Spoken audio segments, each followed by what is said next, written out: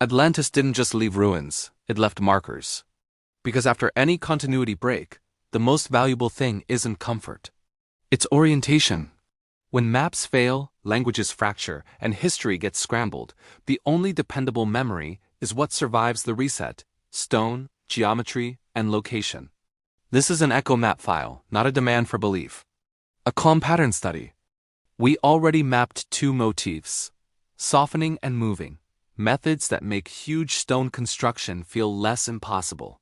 Now we complete the triangle with the third motif: marking. In the GWB framework, pyramids were not primarily tombs. They're described as guiding beacons, interspatial road signs built so craft could locate destinations by frequency. The logic is simple inside this canon. All is frequency. To travel, you match the frequency of where you want to arrive. So the beacon's job is to broadcast "I am here" continuously, so a traveler can lock on without guessing. The text even claims the three Giza pyramids had different roles. One broadcasting a larger homing signal outward, the smaller two linking across Earth sites. Whether you take that literally or not, notice what it does in the story. It turns pyramids into infrastructure, not monuments. Now here's the elegant part. The canon says there is no hidden machine inside the pyramid producing the vibration. Instead, the signal comes from the stone itself because each location has a unique vibrational signature, and rock carries that signature with it. Pile huge amounts of rock from the same quarry into stable geometry, and you amplify that location frequency, especially with crystalline stone like granite, according to the text. In other words, the pyramid is a broadcast shape, a durable amplifier made of Earth's own signature. This is why the beacon theory is secure as a narrative tool. It doesn't need perfection, it needs endurance. The same book extends this idea beyond pyramids. Stonehenge is described as a site built to broadcast a signal identifying the location using megalith frequency.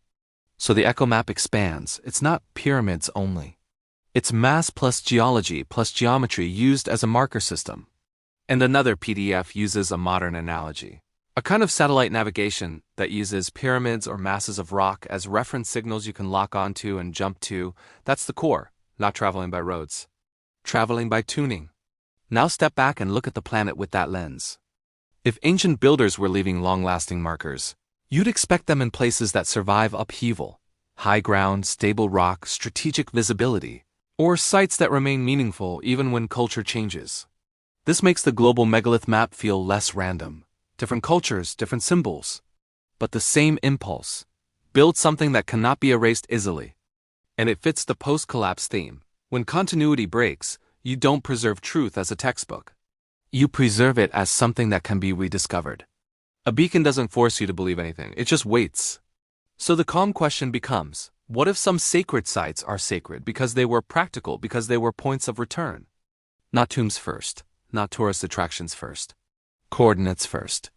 This is how echo mapping stays clean. We don't claim certainty, we track motifs that repeat, and we ask what kind of world would produce that repetition. If this idea makes you rigid, drop it. If it makes you curious, follow it gently. Because the goal isn't belief. The goal is pattern clarity,